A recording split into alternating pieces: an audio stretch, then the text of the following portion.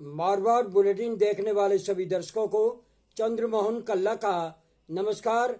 राम राम ने खम्मा गणिसा। न धर्म चला न बजरंग बली की बात चली, वहाँ चला तो केवल हाथ चला।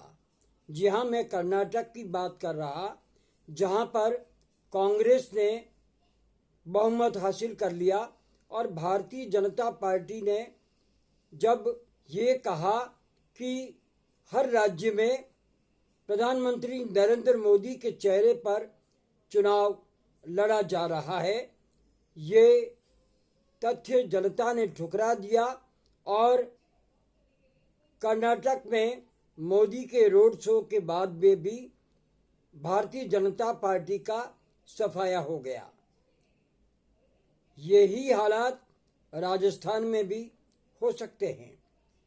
जब भारतीय जनता पार्टी राजस्थान में नेतृत्वहीन है, ऐसे समय में बार बार ये कहा जा रहा है कि राजस्थान में नरेंद्र मोदी के चेहरे पर चुनाव लड़ा जाएगा। लेकिन दूसरी ओर ये भी है कि राजस्थान में सचिन पायलट तेजी से जयपुर की ओर बढ़ रहे हैं और बार बार सरकार के विरोध में अपने बयान दे रहे हैं। तो मुख्यमंत्री बार बार टकटकी लगाए हाई कमान की ओर देख रहे हैं। आज कर्नाटक के नतीजे आ गए, लेकिन हाई कमान सचिन पायलट के बढ़ते कदमों को नहीं रोक पा रहा है। कर्नाटक में भी हर 5 साल बाद में सत्ता बदलती रही है। हिमाचल प्रदेश में भी यही हालात हैं। तो क्या राजस्थान में फिर एक बार कांग्रेस की सरकार नहीं बनेगी? जबकि मुख्यमंत्री अशोक गहलोत ने पिछले 4.5 साल में जो योजनाएं लागू की है वो जनता के कल्याणकारी योजनाओं में से एक है और जनता इससे खुश भी है। अशोक गहलोत चाहते हैं कि इन योजना के बूते उन्हें काम करने के बूते उन्हें वोट मिले और एक बार फिर अशोक गहलोत के राज में और उनके अध्यक्षता में या उनके चेहरे को देख करके राजस्थान की जनता उन्हें वोट दे। लेकिन ये पूरी तस्वीर सचिन पायलट बदलते नजर आ रहे हैं।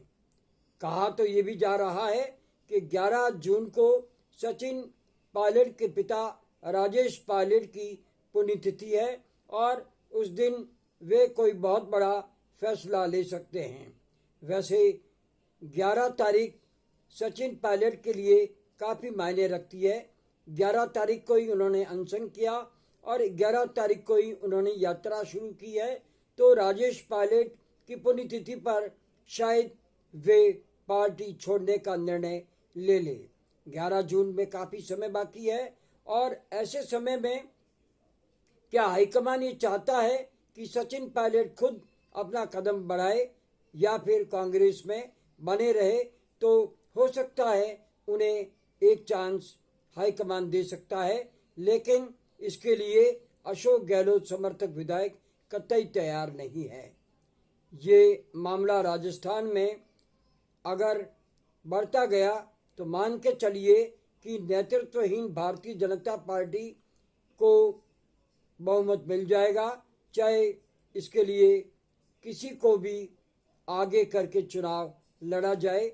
लेकिन ये तय है कि भारतीय जनता पार्टी को अगर चुनाव जीतना है तो महारानी वसुंधरा राजे के चेहरे पर जीता जा सकता है। और यही कारण है कि मुख्यमंत्री अशोक गहलोत ने स्पष्ट कर दिया, पत्ते खोल दिए कि उनकी सरकार को वसुंधरा राजे ने बचाया था। ये अशोक गहलोत का वक्तव्य वसुंधरा राजे पर भारी पड़ रहा है और उनको चेहरा मान करके भारतीय जनता पार्टी अब चुनाव लड़ने से परहेज कर रही है, क्योंकि उन्होंने भारतीय जनता पार्टी को ही धोखा दिया है। ऐसे आरोप भारतीय जनता पार्टी के नेता भी अब लगाने लगे हैं।